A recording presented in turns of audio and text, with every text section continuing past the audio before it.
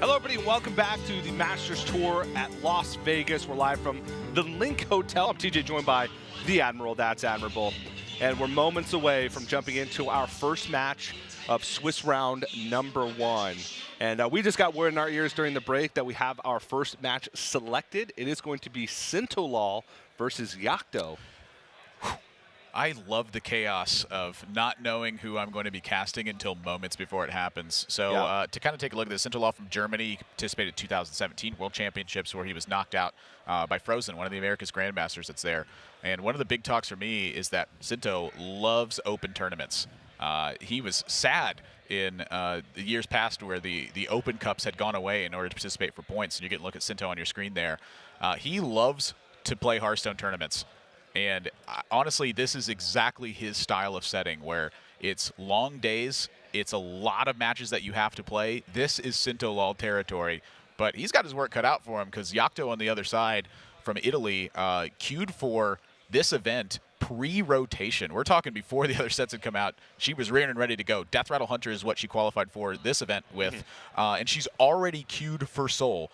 Playing Control Warrior for that Masters Tour that's coming up. So I think Sinto's got his work cut out for him here. Yeah, and I guess we could expect she's probably going to qualify for Bucharest as well. So if you're qualifying this early for those Masters Tours, I would expect a qualification for Bucharest coming up as well. Yeah, I mean, she's been waiting for a while for Vegas, qualified pre-rotation. That means before the expansion even came out, the Rise of Shadows expansion. Yeah, remember Deathstalker Rexar?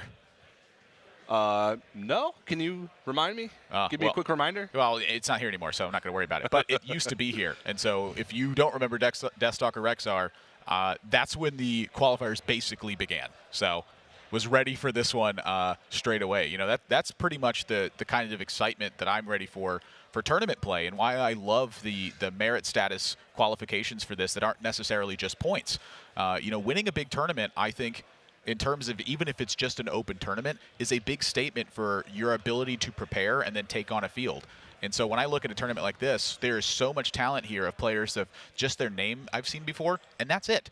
But now they get to compete at this event. I get to see how their results are going to be. I get to see how they're going to react once they're in that limelight and once they have to step on and compete for big prizes as you move through this tournament. And so for Yocto, to me, to see that it was qualification very early on, already qualified for Seoul, and then here competing with this, that to me is a big statement of the kind of talent that you can expect to see from the Masters Tour. That's right, and we are kind of going in blind here because we only get these pairings right before we're about to cast them. 10 seconds before we got back from break. 10 seconds before we got back. I'm still waiting for my deck list here to populate on Battlefy. Loading, by the way. Loading, by the way. And so I guess we'll see when we get into game what deck lists these two players are actually playing. Yeah.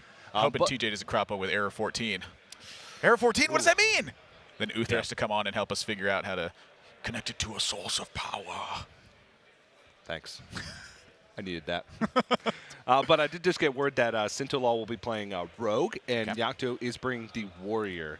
Warrior was, as we mentioned earlier during the pre-show, pretty much the most popular choice. And I'm not too surprised. When you can't get like an accurate read on the field, Warrior and Rogue both tend to be pretty safe picks. One, because they both just generally are kind of the highest win rate classes across pretty much every format. And two, they offer a lot of flexibility when it comes to the secondary and tertiary deck. Where you can kind of tech your deck to be good against a lot of matchups. For instance, Rogue has the ability to play like Togwaggle Scheme to make it have that longevity against Warrior. Warrior can add in a little bit more anti-aggression tools or more bomb package. And if they want to be aggressive, they can add in C4 bombers. They can add in mechs like Snip Snap and War Gear like you were talking about earlier with Violet and the Toronto Warrior. Violet, a totally coincidental name that has nothing to do with purple, an America's Grandmasters player. So please ignore that and don't take that for face value. I totally am not talking about purple in that one, but maybe I am. Yeah, but that's kind of the point, is that they offer a lot of flexibility with being able to go full on in one section of gameplay with aggression and full in another section of gameplay, which is longevity and control. Yeah, and I had the note down that Yocto had actually qualified for Soul using Control Warrior. So I'm curious if Control Warrior is the deck list here. Again, TJ and I are waiting for the deck list to populate ourselves. We got word about this match moments before we came back from the break, and that's probably going to be the standard going forward, is we have to wait for a round to complete in order to see what the round 2 and round 3, etc. pairings are going to be. So we're going to be pretty much thrown into the fire along with y'all as seeing what we're going to be and exactly what's panning out. I do want to touch on your Warrior and Rogue being safe pick comments because that is like the beginning of the paper, rock, scissors style of matchup that players perceive. Who has the actual edge? It doesn't mean you're going to win the match. It just means that you have the advantage. Right now, that's Warrior, Rogue, and Mage. Mage beats the Warrior, Warrior beats the Rogue, Rogue beats the Mage. That's the accepted variant of what we have amongst that. And so figuring out which of your first 3 decks you want to be strongest against the field, I think is a very big deal for this. You look at taking a game 1 advantage means that you have 2 tries at winning one of your next 2 games. So if you have a strategy that can bring something from perhaps a disadvantage to even at that point, and you manage to steal game 1 because your deck list is strong in game number 1, that is a big advantage when it comes to opening up with your deck list properly. So the 2 things that I'm going to look out for this weekend is, number 1, who actually got the right metagame call, who is advantaged against the general field, and then number 2, how did they build their first deck in comparison to their secondary and tertiary decks. If you have the game 1 advantage or can bring it close in your bad matchups, that to me is part of the mixings that win you this tournament. Yeah, and one of the cool things will be to see is just how players have adapted with those secondary and tertiary decks and what reads they did make for their primary deck to gain that kind of advantage. While we do have a pretty significant sample size of Masters Tour qualifiers under our belt now, it's not like players can just win a Masters Tour qualifier, know that they're going to Vegas or Seoul, what have you, and then just play more to get practice. Once you're qualified, you're done. You can't play any more qualifiers. So the practice is not there. You have to be able to scout. You have to kind of just see what the metagame is like. Maybe you take a little bit from Grandmasters. Maybe you take a little bit from the most recent qualifiers. Come up with ideas, see what players are bringing, and then make a read. And then go in and hope that your read paid off and hope that your play's there as well. The other thing you have to consider is you're not playing in an open field with players trying to earn that qualification. You're playing against players that have earned the qualification at this point. Yeah. That speaking on average means that a qualifier field is just not going to be as strong as the field we have here at the Masters Tour. Yeah. So you're also having to do the guesswork against other players who are very actively trying to do that exact same guesswork that you yourself are doing. Yeah. That is a tall task. And so to me, that's the big question. Can you nail it while everyone else missed the mark? Yeah, and that question will be answered throughout the weekend this weekend. But as you can see, we are moments away from jumping into the game. Still things need to be settled down a little bit. We are going to have to go to a quick break, but when we come back, game 1 of the first series of Swiss round number 1 between Sintolol and Yocto. Woo!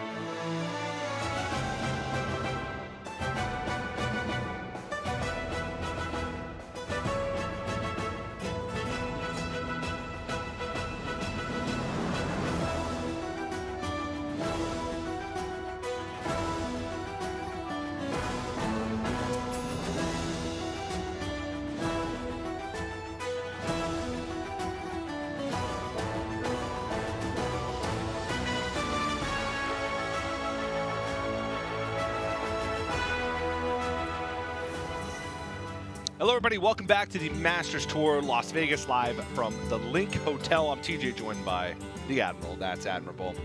And I can see players to my sides kind of queuing up their Swiss Round 1 matches. And we're moments away from jumping into our featured match between Sintolol and Yocto here on the stage. But there's a lot of other great matchups going on throughout the rest of the Masters Tour, Nathan. Yeah, I mean, we can take a look at the standings and see what's going on. And one of the big ones that stands out to me is Psycho versus Cursed.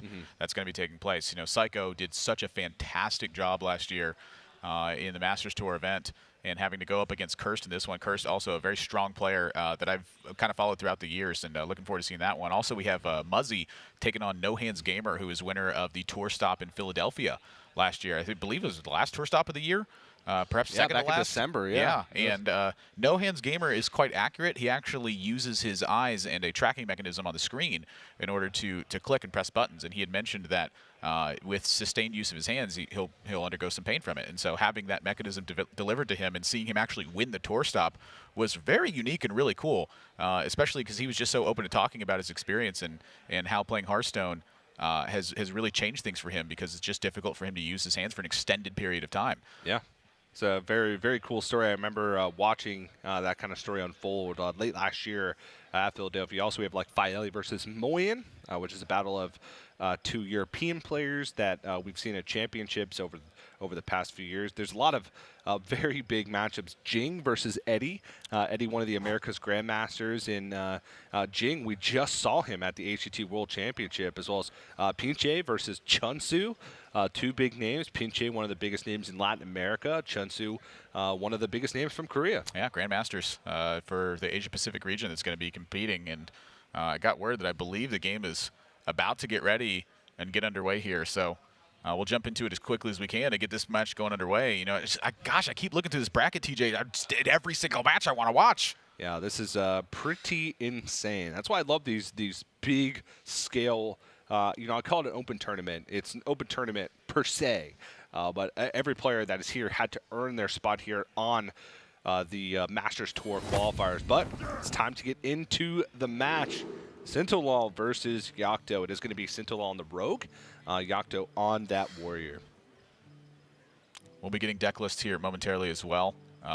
It's quite the hustle and bustle that we saw in there. I saw a match at the bottom, TJ, if you want to scroll down. We're taking a look at the standings on Battlefy and seeing how the matches pan out. So if you guys want to take a look at them, you are free to head over there and follow along and see where your favorite players are doing and how they're doing as well.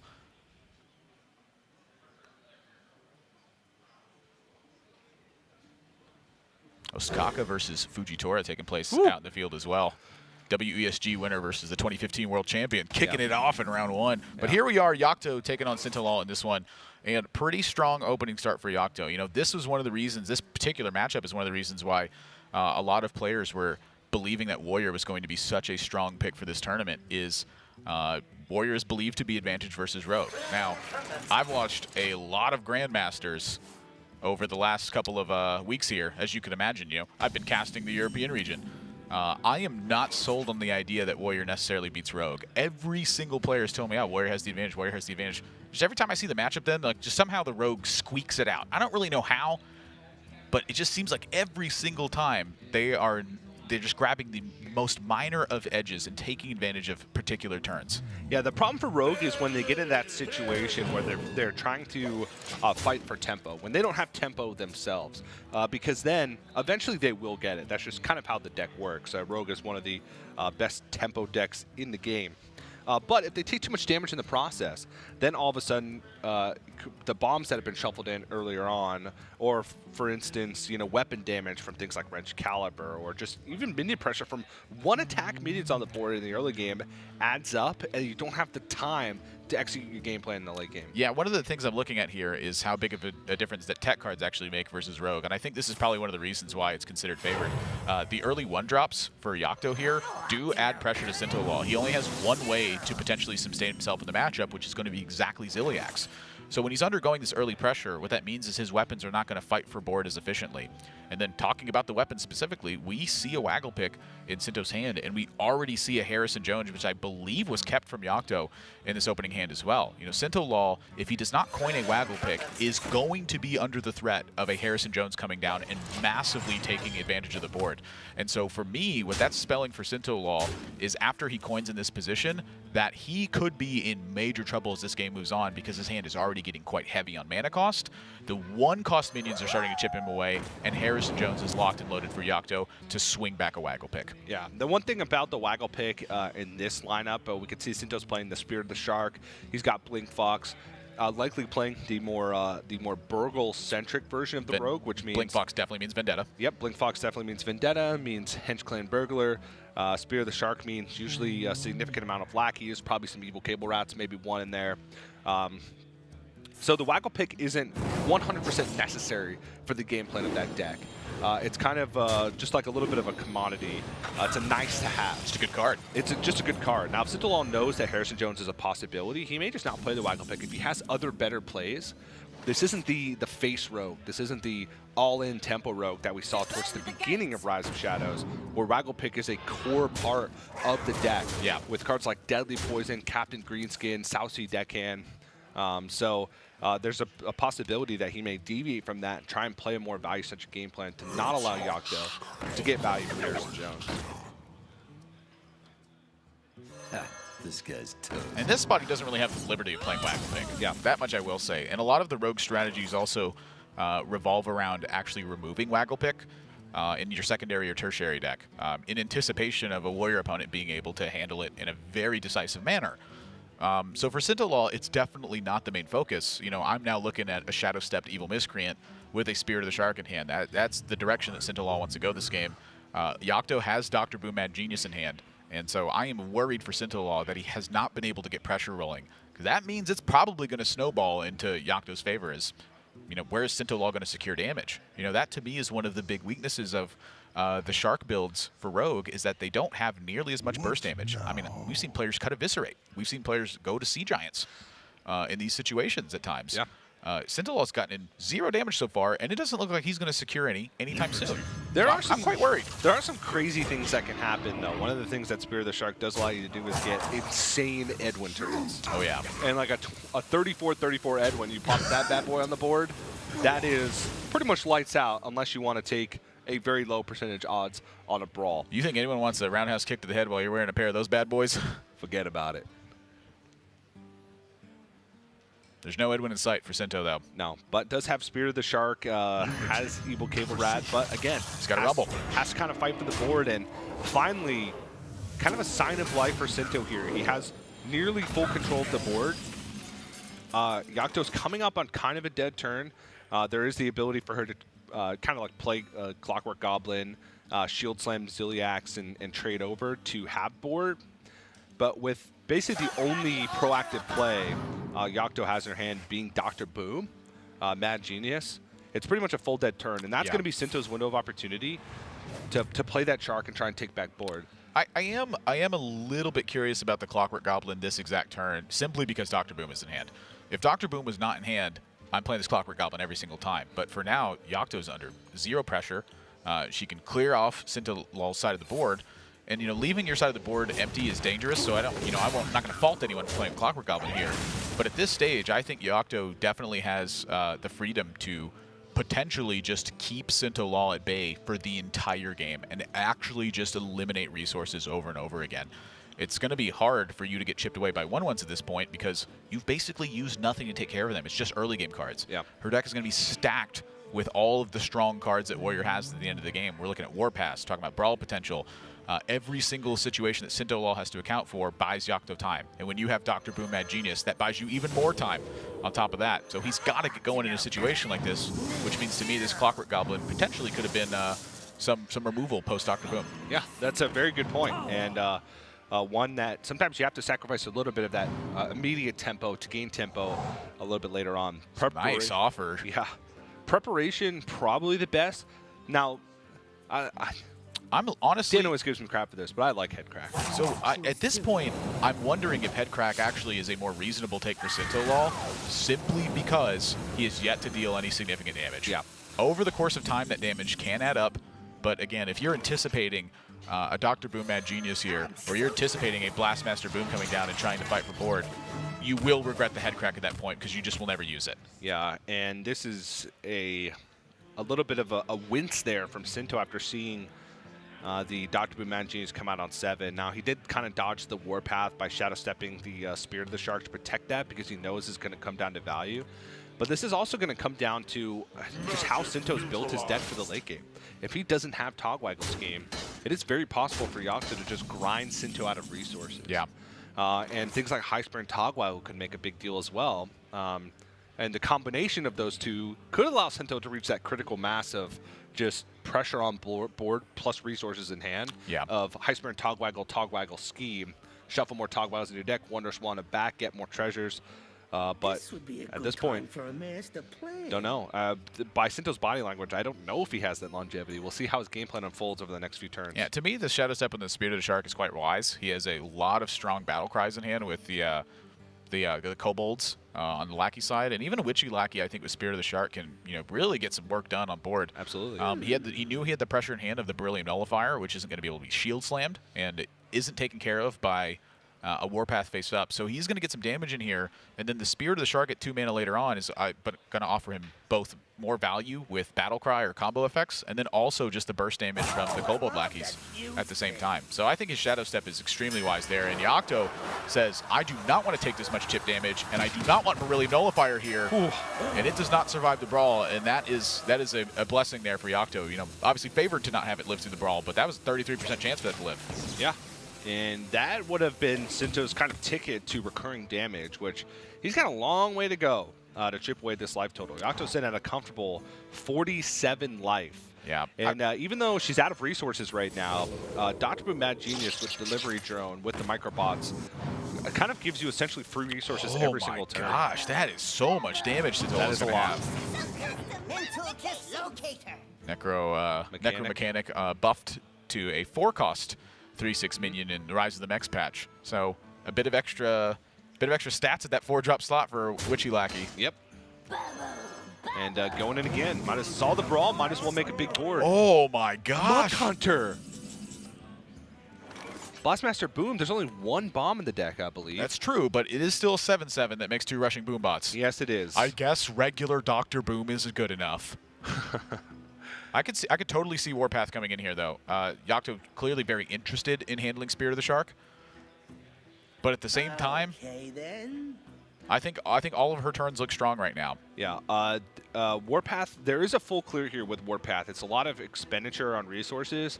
It's Warpath 3 times. Microbots all go into the Necro Mechanic, and then the last 1 minute they have goes into the Muck Hunter. So that's a full clear. With Shield Slam. With Shield Slam. So that is a decent amount of resources used, but honestly, with Blastmaster Boom in hand, with Dr. Boom Mad Genius rolling, Yocto with playing Warrior knows that she kind of has the longevity advantage. Yeah, I do think Sinto has a decent chance here, though. I've heard a lot of players criticize Spirit of the Shark because A, it's kind of a clunky card, and B, does it necessarily have game-winning impact? And the answer is kind of yes and no. Where the way that I look at it is Spirit of the Shark can win you games that you otherwise would lose, and it's okay to have a dead card in your hand. Like, sometimes you put cards in their deck for a very specific purpose, and that's exactly what Spirit of the Shark is. So I think if Sintolol is going to find a win this game, it's probably going to be through something with Spirit of the Shark. Ooh, Evil Caber Rat, though. This is not the turn to go for that turn, though, because there's Kaboom loaded up for Yocto. If you load up all these ones, they're just dead on board. True, very true. But then what are you doing outside of that? Is Swaggle Pick Swing? Maybe Dagger Swing. But you've been seeing that Yocto's been holding onto a far left card that was kept in the mulligan. Exactly. What could it be at this point? What could it possibly be? And I think it's effectively down to Harrison Jones. So the cards that I think Yocto could have potentially held onto this game. Brawl. Against Sinto's Rogue deck, she's going to have an opportunity at some point to brawl a wide board. She used a Brawl earlier this game, so that's going to come down to 2 copies. TJ and I are still waiting on deck lists as well, so we're working with some general information here. As much information as you guys are. Yes. We're on the same boat. And so kind of taking a look at it from a top-down perspective, it could still be Blastmaster Boom. I think that's a card you could potentially keep in the matchup. I think when you think about it in a top-down perspective, the most likely card is Harrison Jones, and Sinto has not at all looked for a turn to use Waggle Pick. And so to me, this is bootleg Shadow Step that he wants to use here. Have a wide board position so that Harrison Jones comes with a cost, and at the same time have some things down that you don't mind getting back in hand. All right, so this presents somewhat of an awkward situation, at least from Sinto's perspective, where he says, yes, you can kaboom, but that's an Archmage Arugal from the Faceless Lackey, which could give Sinto even more value if he draws a minion from his deck, which is a key minion too. A key minion, Hedge Clan Burglar, or High Spear and Togwaggle, another Blink Fox. Yeah. Anything to just keep the resource generation going, because Sinto's game plan here has to be present a threat, wait for it to be removed. If it's removed, present another threat, repeat until threat sticks. Yes, and honestly, that's one of the reasons why I think that a lot of the rogue decks that are played right now are strong against Warrior, is they do not slow down on gas for quite a while. Yeah. Sometimes they don't stop at all. You know, Sinto this game has drawn a single copy Blink Fox, and he's drawn no Henge Clan Burglars. All of his Spear of the Shark benefits have basically been Lackey effects and then Evil Cable Rat. Like, he hasn't really had an opportunity to super manipulate them because he hasn't had the threat potential. So I think with Yocto, if she does not draw a way to handle this Archmage Arugal here, which Dynomatic is not, there's a chance that some fireworks can go off here. Well, Yocto does pick up some high value. Dynomatic, while not great on that turn. Evil Cable Rat got returned to hand, though. Evil Cable Rat did get returned to hand. I think Spirit of the Shark probably would have been better. And there we go, Eviscerate found for Sintolol. So that tells me that he's not running Sea Giants and that he is running a more aggressive variant. So we're probably looking at pretty close to his top end. I would anticipate a High Spear and Togwaggle in this deck, obviously, but there will be no Sea Giants in this deck list. It's going to be Eviscerates. You cannot play Eviscerates and Sea Giants. That's a miserable deck. Well, it's possible. Well, it's possible, but it's a I'm telling you. miserable deck, but it's definitely possible. This is Sintolol we're talking about. It's not like you go into your collection, you try and put an Eviscerate in, and then you put a Sea Giant in, and the deck builder just goes, I'm sorry, but this deck is miserable. It's impossible. No, the innkeeper tells you, he goes, oh, that's a miserable choice. You might want to rethink that one. Got word from production, thank you very much, by the way, that there are no Sea Giants in Sintolol's deck. I'm telling you, it's impossible. No one here is bringing Sea Giant and Eviscerate in the same deck. Okay. Maybe the side deck, I'll give you that. Okay. Not in the main deck. I don't want to blow up their stuff and then try to play a Sea Giant. I want to play a Sea Giant and then kill them.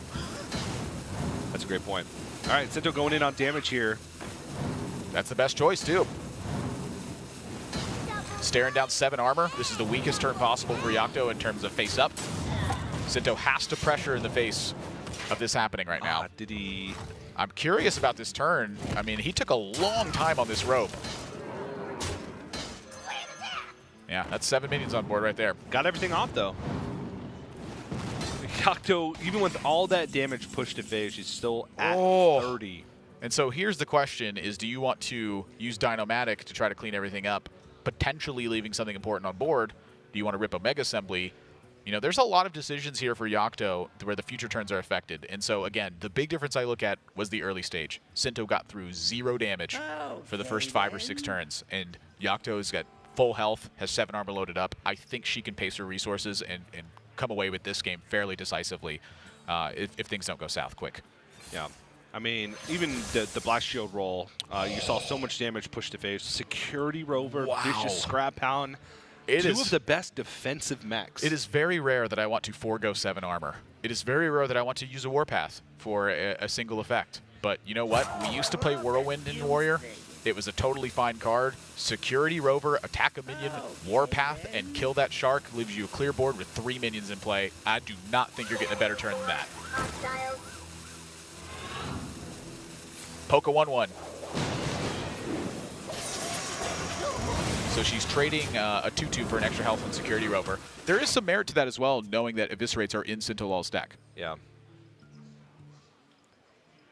Well, there's High Spear and Togwaggle picked up with preparation in hand. Needed that shark last turn, though. Yeah, needed the shark to stick, and I just don't know if Sinto has the gas to get there. With 1 treasure, what do you even choose? If you choose Wondrous Wand, I don't know if you win in the super late stage of the game unless Sinto in his main deck has Togwaggle Scheme, which I just don't think is a likely choice for primary deck. I think you got to have something crazy happen this game. I am legit looking at either Goblet or seriously. When I'm not even kidding. When I get super desperate in these games, I look for super desperate outcomes. Oh. And Sinto, you know, fairly reasonable discovery here. You know, you're weighted towards rogue class legendaries which I think just in terms of their own individual stats are quite weak. Yeah, Edwin Van Cleef, Myra Rotspring, a 2-2, a 4-2, not very great. Yeah, their overall. effects are what you play them for. A And so 6-3 with Captain Hook Tubbs. I look at this game and I wonder, does Sintolol need something desperate to happen? Does he need something as desperate as the golden kobold in that situation, or legitimately the goblet, and just try to have something colossally extraordinary happen? Because I don't think this is going to get there. No, I think Sinto may have been thinking, well, so let's take a step back. If I pick Goblet and have a miss, then what situation am I in? If I pick the Golden Monkey and have a miss, what situation I'm in? And I think those situations are I can't win. Whereas he figures he's seen both Warpaths, he's seen a Brawl, saw Omega Assembly, but saw one thing from the Omega Assembly. So if he gets a reasonable sized Legendary, then that can just get the job done alone. And if he has a huge hit like a Ysera, then that could just completely blow out the game. So he's thinking the highs of both plays are the same, but the lows of the Xerox Crown are better than the lows of the others. Yeah, you trough harder in the bad ones. Yeah, I can see that. You know, I only go for Goblet or Golden Kobold if I am extremely desperate. Yes. I may be suffering from a bit of caster vision here. I felt extremely desperate in Sinto's spot. Yeah. Everything you've done has been checked. Like, Goblet is one of those plays that you make when you say, the only way I win this is if I draw an Eviscerate and then fill my hand with copies of it. That's a 1 in 16. I'll take it. Even less because I believe there's still a bomb in the deck. Oh, yeah. Would have been Edwin that filled up. Honestly, the Goblet into Edwin would have been a big deal. You just play 2-2, 4-4, 6-6 every turn for 3 turns? It's probably still not good enough to get there. Yeah. To be perfectly honest. But your push on the crown failed, and so you probably are just done this game. Yeah, I think Yocto at 30 health still with Dr. Boom. I'm sorry, with Blastmaster Boom in hand. Now the first Wrench Caliber of the game drawn for her as well. She's just had control the entire game. Yeah, and it seems like this is a pretty standard, just primary Bomb Warrior list. We saw a double Eternium Rover. I'm assuming double Talent Crier with the standard Rush package. I think the 4 1-drops have become fairly standard. In primary decks, yes. Just because 1-drops are pretty decent against everything. There's just some matchups. That's where your secondary, tertiary deck come in, where you just don't want the 1-drops. You'd just rather have more gas. Looking to even close it out at this point. She goes, you know what? Sintolol has had some pretty miserable looking turns the last couple turns. He's got 1 card left. This boom closes the game. And she's right. Yocto, game number 1, very decisively over Sintolol. And again, the early importance of 1-drops making a big difference for Yocto in this game. And that to me is why the 1-drops have become so standard in Warrior, is against matchups where you are already ahead in terms of, you know, the on-paper percentages. The 1-drops help you close games. And against the matchups where you're not favored, those additional 1-drops, they help you clear off big important minions at times. They get through some chip damage to make the bombs more threatening in the end game. It is such a vital strategy to this Warrior deck, which is more akin to a mid-range aggressive deck than it is a control deck. But with the liberty of being able to play Warpath and Brawl because they help you execute the bomb game plan, which is your mid-game strategy. I'm just waiting until the point where we just cut all those nonsense control cards and just go all in on... Put some Quirk on Elites in there. Vancouver Warrior. Just get the job done. Telling you, the Coppertail Imposter, the War Gears, that's the truth. It's the truth, TJ. I am telling you. You're not listening to me right now. We'll see if there's a significant amount of players that brought it to Matches Tour Las Vegas. We'll have some statistics towards the end of day 1, day 2. So, I don't know. We'll finally put your money where your mouth is. Well, for Yocto, again, TJ and I, we're still awaiting deck lists. We can get fed some information, but they're not populating on our handy-dandy ability to load our computer here. And so we are working with some generic inferences as we see deck lists here. So we unfortunately cannot make mention of a secondary deck or a tertiary deck right now because we simply don't have that information. However, I would anticipate Sintolol having a pretty greedy version as a secondary deck because almost everyone I heard talking yesterday was anticipating Warrior showing up in force. Yeah, and it seemed like Yocto's primary Warrior deck was the one that's tech to beat Rogues. Yeah. We saw Harrison Jones in there. We saw the quadruple 1-drop, which that type of hand or that type of deck is traditionally meant for Rogue. Yeah. Because you expect it a lot. You can hold that for Warrior as well. We didn't see anything like Elysiana. I assume that's probably in a secondary or tertiary deck, but if I had to guess, I'd say Yocto's taking out primary, and Sinto has something up his sleeve in either a secondary or tertiary deck to go for the long game with Togwaggle Scheme. Yeah, one of the big ones that we've actually seen is Geppetto Joybuzz with Growl the Shark and Togwaggle Scheme in the secondary or tertiary deck for a Rogue in order to have colossal, seemingly unending turns of pressure at the end of the game. So that's a popular one that I've seen, and I'm curious what's going to end up happening. TJ is giving me a weird look right now. So I got word that Sinto has moved to his tertiary deck, and the inclusions that he's put in are 2 Novice Engineers, Myra's Unstable Element, Myra Rotspring, not Myra's Unstable Element, 2 Novice Engineers, a Myra Rotspring, and a Cairn Bloodhoof. Okay, so 2 Novice, a Myra Rotspring, the actual Rogue Legendary, not the Element. The actual Rogue Legendary, Myra Rotspring, and a Cairn Bloodhoof. Okay, so that's an interesting thing to talk about. So the first thing that comes to my head is what Rogue or neutral Death Rattles make a big difference versus Warrior, because the plan at this point for Sinto clearly means pressure. You're adding in Novice Engineers to combo with your Sharks, so that way you can dig deep into the deck and find your key cards. Myra Rotspring, it does double activate with Shark in play. Yeah. So that's pretty interesting. That just gives you a lot of minions at that point. And it gives you a lot of value. It's a ton of value. Now, Myra Rotspring is expensive. It's a Battlecry, discover a Death Rattle minion, and then also gain its Death Rattle. So with Spirit of the Shark, you discover a Death Rattle minion twice, and then you gain both of those Death Rattle minions Death Rattle. That's a big turn. It is a big turn. Now, haven't seen it yet. I do want to talk about the cards that Sinto executed to make this happen. SI7 Agent, Myra's Unstable Element, Sap, and Waggle Pick. Makes perfect sense to Great me. exclusions. Yeah. So it seems like this deck is specifically designed to beat Warrior. It doesn't have Togwaggle Scheme. I have liked the Togwaggle Scheme version of anti-Warrior Rogue the best. But I'm open to new ideas and new things, and Myra Rotspring is definitely a new idea and a new thing. Well, I'm certain you can hear me cracking my knuckles because I'm thinking about this, and I love this pressure plan, actually. You Okay. know, I remember when Myra Rotspring actually was spoiled when it was released in that set, and I heavily criticized that card. I said, these stats are just not good enough. Right now, the game is about taking advantage of the board by snowballing it in your advantage. At the time, that was true. Now, I feel like so much of the metagame is how strong your minions get in terms of, you know, the amount of value they produce versus the amount of output they have when they're unchecked. With a 4 attack on the front end, that's a strong minion that connects for a reasonable amount of damage. And then number 2, it's already provided you its value on entry. Against a deck like Warrior, the slow part of it is okay. I don't think Warrior's going to tempo you out as the rogue player. Their main goal is to get past the early stage with a strong defense. So Sintolol, kind of looking at that last game, he ran out of stuff to do. In this game, I think it's quite unlikely he runs out of stuff to do because he's packed extra card draw to dig into the deck.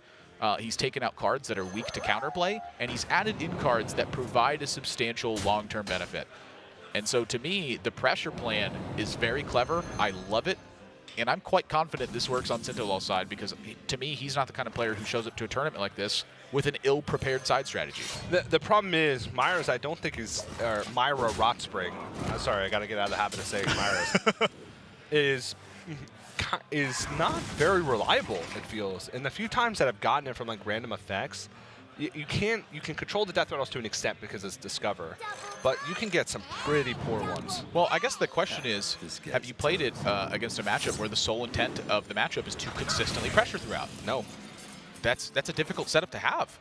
Well, maybe I have, but I've never actually put Myra Rotspring in my deck. Exactly. Have you prepared specifically for No, that I style of haven't, play? and that's the big deal Yeah, here, I think. love this plan from Sinto, actually.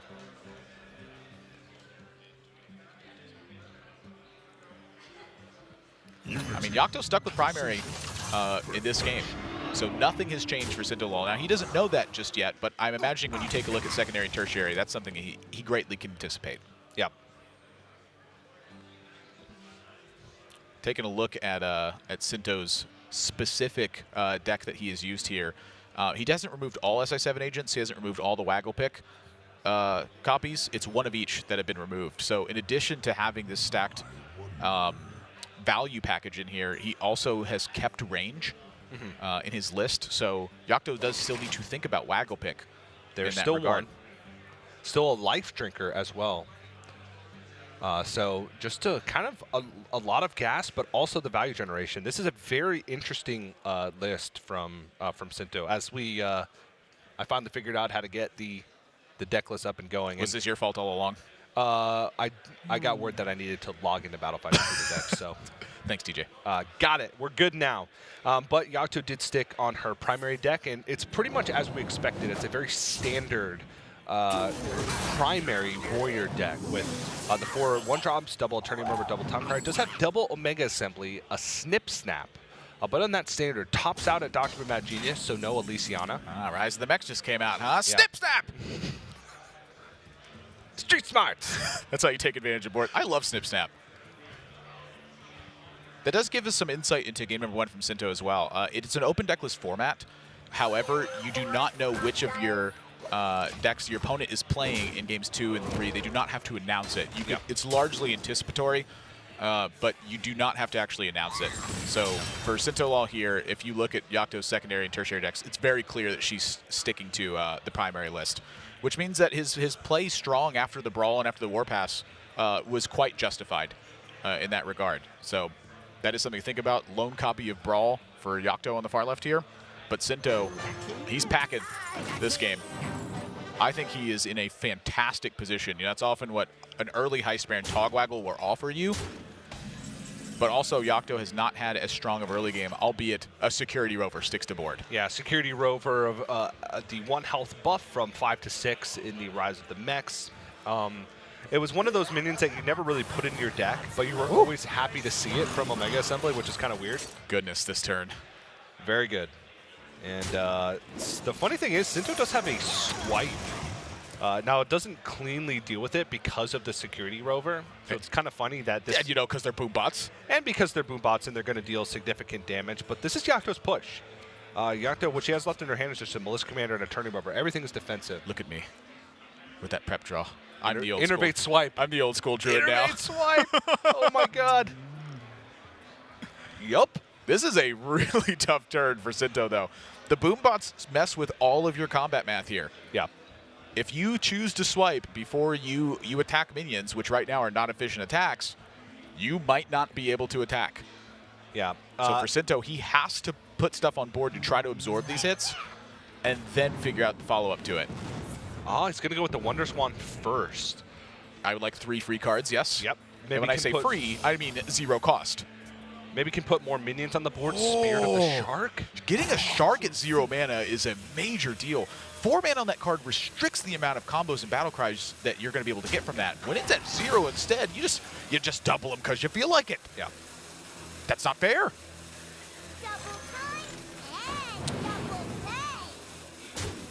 Yeah, Sinto with the swipe in hand, he's interested in a multi-turn setup to fight against the boom bots, as well as a push that undergoes. I mean, when you see a 0-cost Spear to the Shark, you start to get some pictures in your head of, ooh, I might be able to actually end this game. Yeah, this is going to start heating up really quick. And I mentioned last turn, Yocto's hand is basically 100% defensive. While she does have 2 bombs shuffled into Sinto's deck, she just has Warpath Brawl, Shield Slam, Eternium Rover, Militia Commander. The board? The board, yes, but what about after this turn? What's that mean? You're going to fight with a 2-5? You're going to fight with a 1-3? Just kill all Sinto's stuff. It's working right now. Sinto's going to be fighting with double the battle cries.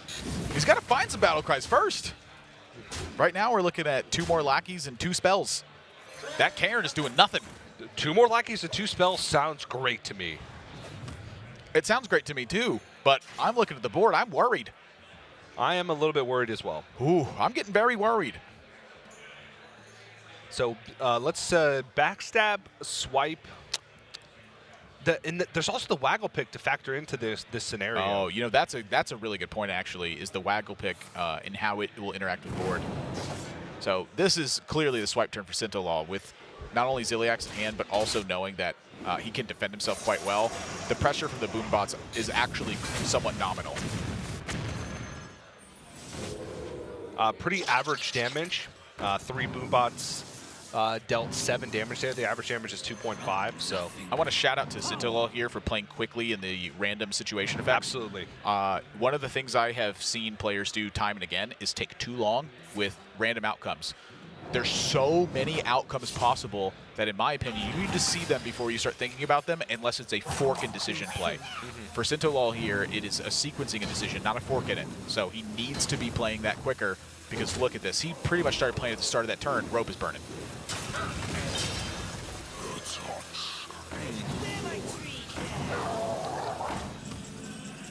I'm not sure, but I think that's a slight missequence there, just on the damage take from Sinto. I think you can play the Kobold Lackey into the Eternium Rover and then swing face to save yourself 1 point of damage. Yeah, and it nets the same amount. Time is running out. You know, he had to go through a lot of random effects, and that's one of the reasons I emphasized hurrying that position. Is in the past I've seen players take too long in that turn and then just have a mess of a turn instead. Yep.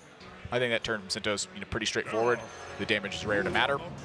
In this situation, if he can't have a damage push to close, that's where he loses the game. It's not about his life total, I don't think. There's the 3-bomb breakpoint. That's about the... Oh, you got to bring that up.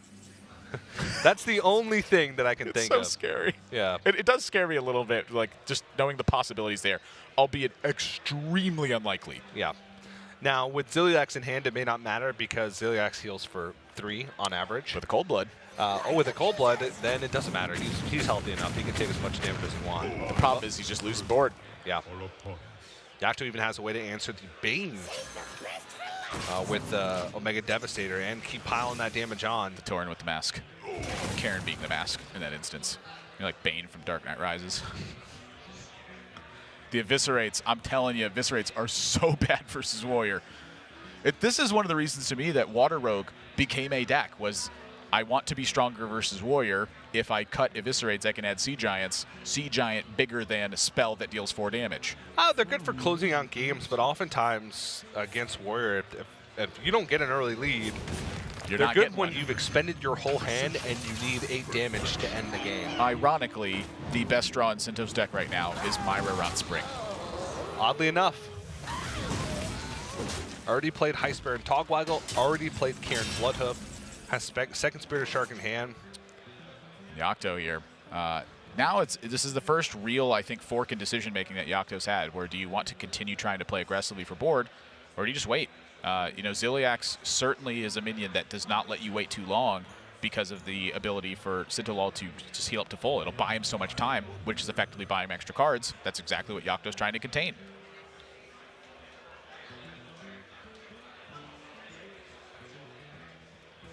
One thing to know, Yocto does not have card draw outside of Shield Block. There's no Acolyte of Pain.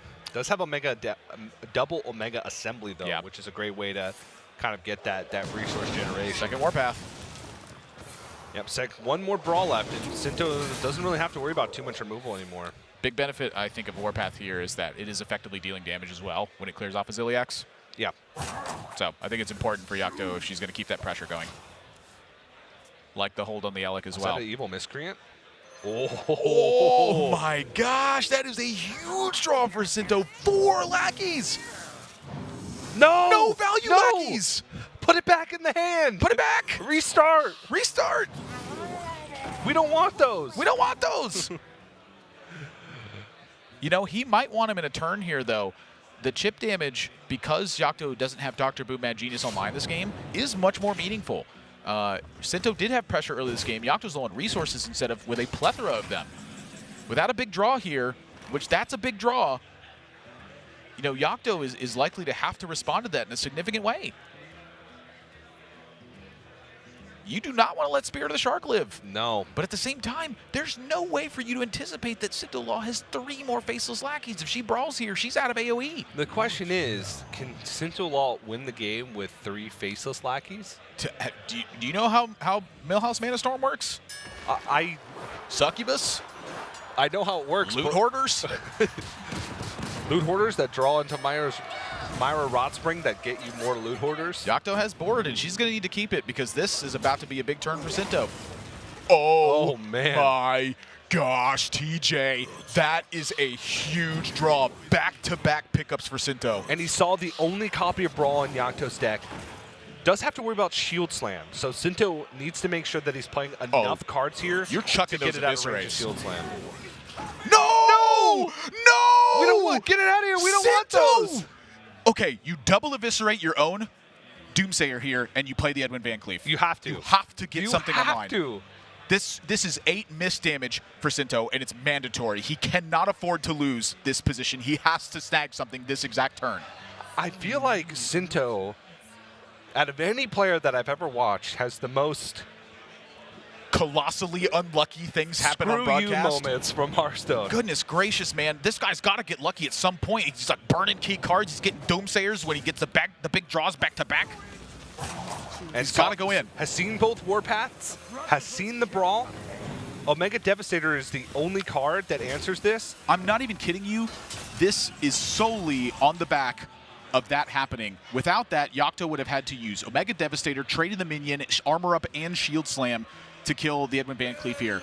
If Sintolol had been afforded the ability to use Eviscerates to either clear or pressure face, everything would go into the Edwin. Yeah. Instead, she gets a free attack and has an additional minion in play. Sinto's out of gas and probably done.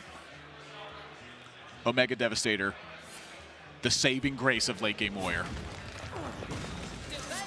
2 Omega Devastators in the primary deck. We see a lot of players cut it in the primary deck, but here paying off for Yocto. Just a nice, like, clean list of Bomb Warrior. One final chance. Deck. I don't know what the death rattles are that are big. Snip, snap. A lot of stuff. Snip Snap's interesting also because you get the death rattle immediately, so you have the 2 microbots loaded up. Snip snap!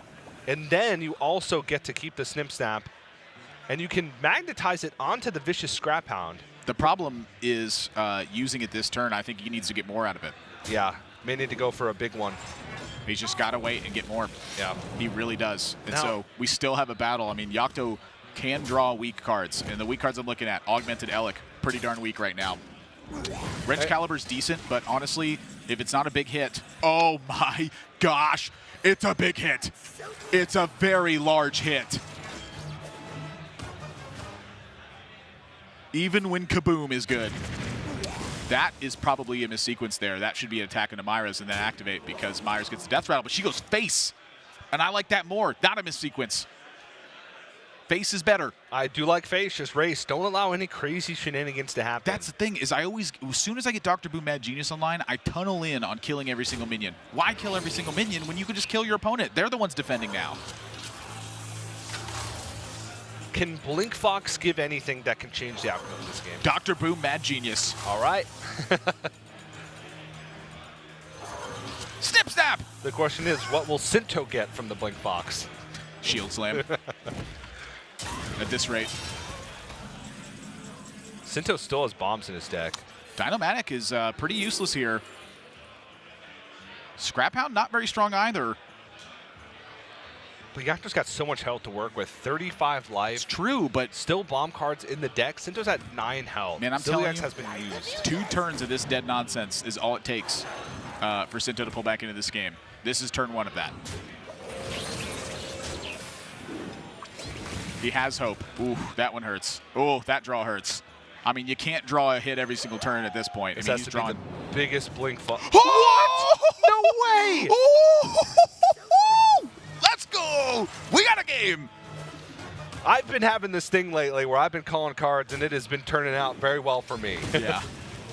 Now, to be fair, I said Dr. Boom Mad Genius in that one. However, I prompted you. Yes, you prompted it.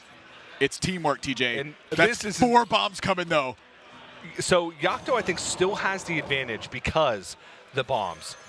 Sinto has more cards in deck, but 2 of those are bombs. He's up to 16 health, though. He's up to 16 health. Maybe he can keep rolling blast shields, but even doesn't have those Mega Assembly. His deck is not designed to play around Dr. Boom Mad Genius. It does give him some gas, but I just don't think it's enough gas. The thing about it is Sinto is discovering rogue and neutral mechs at this point. Yeah. Off of delivery drones. So no Omega Devastators, any rogue mechs. There's Blight Nozzle Crawler, which I think is good. Which is good. It's very Omega Devastator-esque in its Yeah. effect, where it can kill a minion, basically. Oh my goodness. What other rogue mechs are there? Let me take a look at my mech rogue deck real quick. I'm pretty sure it might actually just be Blight Nozzle Crawler. Hecklebot. Thin the deck, put in more bombs. And that was the only bit of healing that Sinto even had left. I just can't believe we have a game. Like this game's supposed to be over right now. It was. Kaboom! A nice pickup for Yocto because she's facing down a ton of 1-1s. So Sinto now looks at these 1-1s and goes, well, do I just trade them all in now instead? I mean, Yocto's completely out of cards. I think that preserving the 2 3-1s that have a death rattle of summon 2 mechs attached to them, pretty important for Sinto this turn, and I'm not sure he has a way to do that. Okay, then. Unless you're going to Leroy. Leroy can stick to the board. That's a possibility. Leroy can trade into the board. That's a possibility. But this is clear skies. Sinto has preserved the 2 3-1s. And 6 more damage rolling in. I don't think he can afford to draw cards right now. Yeah. 4 bombs in the deck, I believe. Oh, wait. No, even it's more way than that. more than that. 6. No, it's 5. There was 2 bombs. That's the worst draw left, I think, in Yocto's deck. That specific card. I just don't know what Sinto has left that can pull him out. I believe he has 1 Hench Clan Burglar left. I believe there's 5 bombs because Yocto played Dot Boom Mad Genius with 4 Boombots. There was 2 at that point. None have been drawn. Played 1 Wrench Caliber swing, no Elec. Played another Wrench Caliber swing with an Elec. So that would be 5. There's been 2 Wrench Caliber swings at Elec because she drew the second Elec. Oh, so 6. Oh! That is miserable. You may consider drawing a card here. He's not gonna. He needs a miracle. Pretty much from his last Hench Clan Burglar needs a miracle. That could possibly be the best draw in Yocto's deck. Sinto is he's in physical pain right now. Done. And he's done.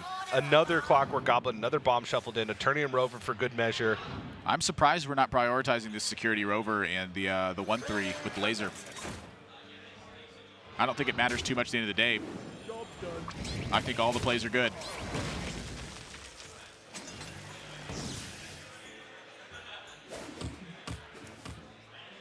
Number one. That's it. Bomb number 2. Yocto 2-0 over Sintolol to open up the day. And I'll tell you what, Sinto, he faces some unfortunate luck, but he always delivers one heck of an entertaining match at that one. But Yocto, talking about it, queued for this event pre-rotation. So back before we had a standard rotation take place, when Death Rattle Hunter was still available, that's when she qualified for this event. And you take a look at that and go, well, sure, that's one event in isolation. She's already queued for the tour stop for the Masters Tour in Seoul as well. It'll be taking place later. So she has been earning those spots very early on in the qualifying season, and that to me is the kind of talent that I want to see show up at the Masters Tour. It's players who are dedicated and hungry for competition. And a 1-0 start for Yocto in the first day of Swiss. Keep in mind we have 7 rounds today. If you have less than 4 losses, you move on to day 2 where you play 5 more rounds of Swiss before we cut to that top 8 for the dual tournament stage. So a lot of Hearthstone still left to play for both these players. But Yocto's got to be feeling good about her 1-0 start and a 2-0 game score for that matter. Yeah, it sets the pace for the day. And something to look at throughout the tournament is the Rogue call for this one. Warrior ended up being super popular in this field, which I think is definitely a detriment to Rogue. Kind of looking at Sinto's plan overall, I think he's got a strong plan, but I don't think it's enough necessarily to swing the matchup in your favor. It's a supplementary plan to it. Not necessarily wanting to overcommit because Bomb Warrior can very easily play the aggressive role in that one, so you can't go too much on the deep end in that situation. However, the Myra Rotspring in its debut performance here anyway, not getting the job done. Yeah, it's kind of a tough thing, and also Togwaggle Scheme could be a consideration for a lot of players here. Would that have changed things for Sinto? I don't know. Would still have gotten a Doomsayer regardless. It would have really changed a lot of things, though. I think the Togwaggle would have been held on to for Sinto at that point. He's going to fight more honestly with minions, and then let's just say the Myra's Rotspring is instead a copy of Togwaggle Scheme in that spot. If he just continues to fight from that position, finds a 3 or a 4 count on Togwaggle Scheme, able to shuffle in Togwaggle Scheme, discover Wondrous Wand, and then cycle that over multiple times, that is the game-winning style of play that Togwaggle Scheme is meant to produce in that matchup. It wasn't that Sinto got beat up and out-tempoed. It was that at some point, he just ran out of gas. And a nice primary deck for Yocto against Rogue to top it off. Nice preparation, but that's match 1 for Swiss round 1 in the books. We got plenty more, and we got updates coming at you from what's happening around the rest of the Masters Tour Las Vegas. We're going to go to a quick break, but don't go anywhere. More Hearthstone action right after this.